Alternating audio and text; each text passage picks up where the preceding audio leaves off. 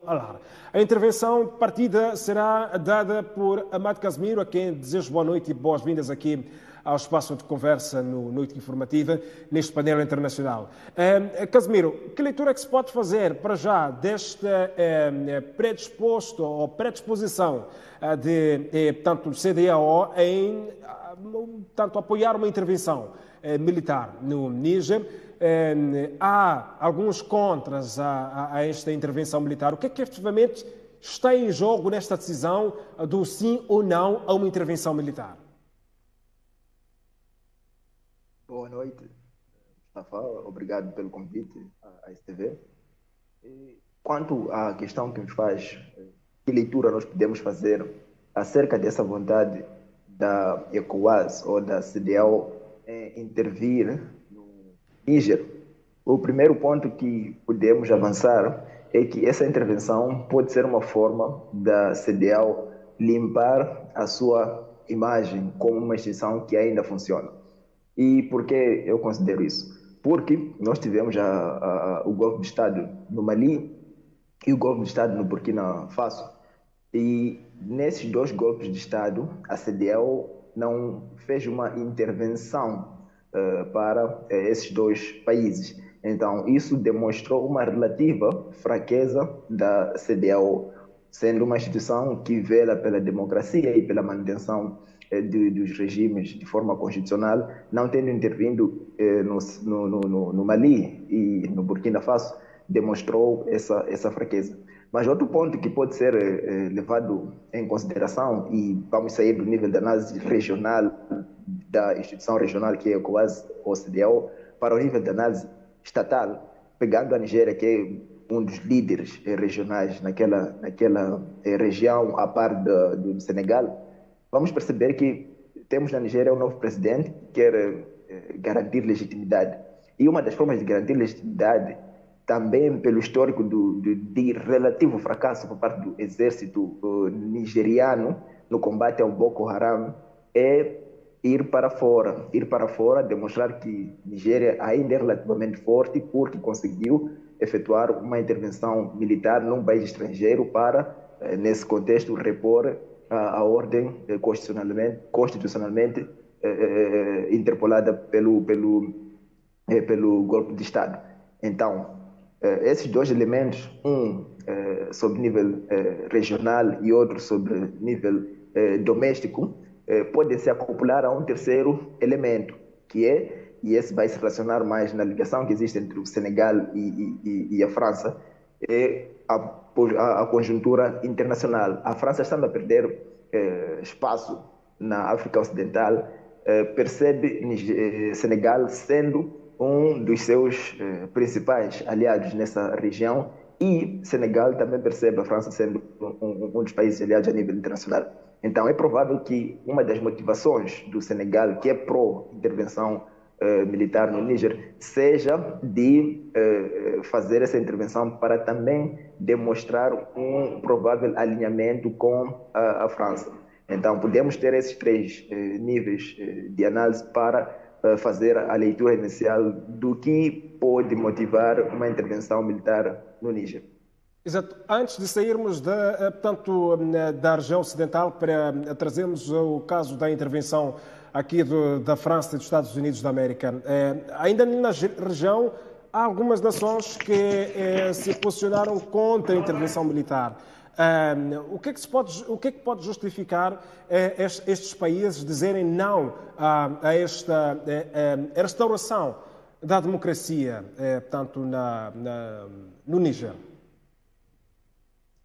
Bem, a primeira justificativa desse argumento, que é relativamente lógico, pode ser a percepção do que está a acontecer internamente no Níger, porque nós percebemos que no Níger existe uma boa parte da população que é a favor do golpe de Estado, isso é contra o anterior regime de Bazoum. Então, os países que recusam fazer a intervenção ou se mostram céticos em fazer a intervenção, provavelmente saibam que estariam a fazer uma intervenção que não satisfaz totalmente os interesses da população. E aí entra um paradoxo sobre o próprio conceito de democracia. vai significar democracia o fato da população votar regularmente para eleições que algumas vezes são contestadas, ou vai significar democracia a verdadeira opinião da maioria, que pode ser vista por meio de números, no caso de Níger, e da demografia em termos visuais, que é manifesta por parte da população quando apoia a junta militar. Então, esse também é um desafio para os líderes da CDAO de perceber o que significa a democracia e, indo para o Níger, estarão a ir para satisfazer os interesses do povo do Níger ou para satisfazer os interesses dos respectivos países que vão efetuar a intervenção militar. E aí nós podemos aliar a um ponto que tem se vindo a propalar nos últimos dias, que é acerca da provável violação dos direitos humanos na detenção do presidente Bazoum, do presidente deposto Bazoum. E dos mecanismos que a junta tem provavelmente estado a usar é de conseguir uma renúncia por parte do presidente Bazoum. Porque conseguindo uma renúncia por parte do presidente Bazoum, isso haveria de tirar uma eventual legitimidade da intervenção militar que se pretende por parte da CDAO. Por quê? Porque se o presidente deposto Bazoum resigna ao cargo de presidente da República do Níger, presidente do Níger, isso vai significar que o cargo está vago. Estando vago, aí podem ser demarches internas para a ocupação desse cargo. Então, de forma direta, respondendo à sua questão, os países que hesitam numa intervenção militar provavelmente estão atentos à dinâmica de apoio dentro do Níger, de apoio ou não ao golpe de Estado dentro do Níger. Para os apetites da França e dos Estados Unidos da América nesta contenda, chamo Amado Casimiro para o seu pensamento relativamente ao posicionamento França-Estados Unidos da América. O que é que efetivamente está aqui em jogo? Estas nações já estavam no terreno por outras motivações.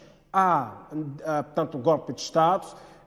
Naturalmente, chegaram àquela nação através de algum vínculo diplomático e de relações bilaterais conduzidas pelo presidente deposto, Bazoum. Está agora deposto. Por esta via, pode-se pensar que é natural que estes queiram ver o Bazoum de volta ao poder. Mas o que mais há que possa interessar Estados Unidos e França nesta situação de golpe de Estado no Níger? Ok. Bem, esta é uma questão relativamente difícil de analisar muito, porque envolve questões que esses dois países não manifestam de forma pública, né? O que nós sabemos de forma pública é que eles estão a opor-se ao golpe militar, porque o golpe militar é uma forma anticonstitucional de acesso ao poder.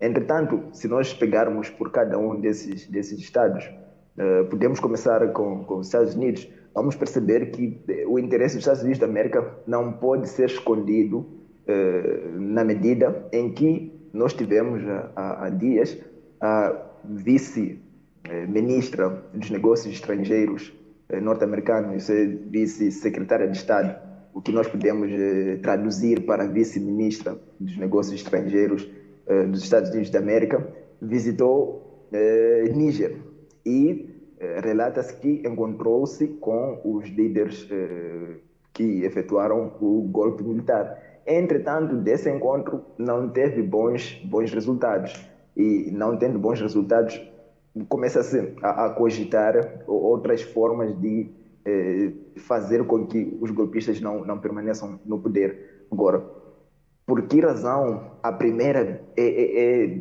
em termos geopolíticos e estratégicos, a manutenção das bases norte-americanas no Níger. Porque se os golpistas permanecerem no poder, provavelmente os Estados Unidos da América terá de não continuar a usar as suas bases no Níger. E olha que nesse contexto das bases militares norte-americanas no Níger, nós temos uma das bases que foi construída há pouco tempo, construída quase de raiz. Então, há um investimento militar, econômico que os Estados Unidos da América fez e que não quer perder, não quer correr o risco de perder. Porque mesmo que mantenha as bases militares no Níger, existe o risco de ter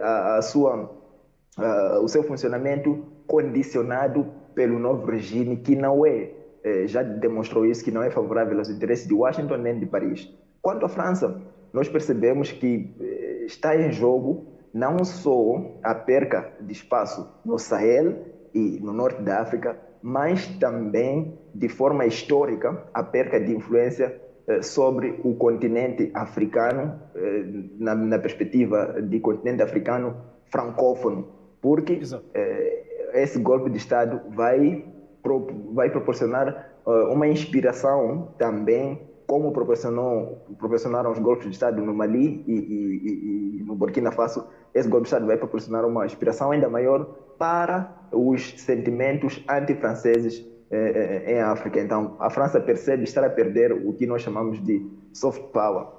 Isso é poder brando ou poder cultural, poder de atração nos estados da África Ocidental, nos estados francófonos africanos. Então, esses aspectos podem nos fazer perceber por que existe uma forte oposição ao golpe de Estado no Níger, oposição manifesta pela França e pelos Estados Unidos da América. Receio de perder investimento econômico, receio de perder influência política, cultural e receio de perder um lugar, um país estratégico no combate ao terrorismo. Sobre a França, pode-se dizer muito mais, Casimiro, a olhar sobretudo para o setor energético. Pois. E faz uma boa questão, porque nós temos a empresa Orano, que explora o urânio no Níger, uma empresa que antes chamava-se Areva, agora chama-se Orano, porque a empresa Areva teve alguns escândalos na exploração do urânio no Níger, e esse investimento que se fez, esse investimento de direito estrangeiro no Níger que se fez, vai colocar a França numa situação difícil, porque essa empresa que explora o urânio no Níger, depois o urânio vai para a França, como pode-se esperar, faz com que a França dependa relativamente, de forma acentuada, do Níger em termos energéticos. E nós já temos uma situação de crise energética na Europa, e, se falamos de Europa, incluímos França, causada pelo conflito russo-ucraniano. Então, se a França perdeu, por exemplo, boa parte do fornecimento de energia por parte da Rússia, e vai perder o fornecimento de energia por parte do Níger, isso pode colocar a França numa situação de crise econômica, uma provável situação de crise econômica. Então, aí, e faz bem fazer essa questão, porque nós vamos adicionar ao que mencionamos de poder brando essa possibilidade de perda de capacidade econômica, porque nós sabemos que o combustível é usado fortemente nas indústrias, e as indústrias são o que proporcionam, por exemplo, bons níveis de produção dentro dos países e por aí em diante. Então, Níger é um país relativamente estratégico para a França nesse sentido. Pois bem, vamos analisar, chamo a seguir da situação que levou ao golpe de Estado. A reflexão, Amado Casimiro, quero que seja um pouco mais profunda na perspectiva de também roçar a um outro debate, que é o da questão dos golpes de Estado em África serem movidos por atores externos, e a questão da situação de alguma colonização debaixo do tapete, diga-se com as devidas aspas, a situação em que dizem os militares que havia uma estreita relação com a França, excessiva. Estamos a ver movimentos que chamam a Rússia.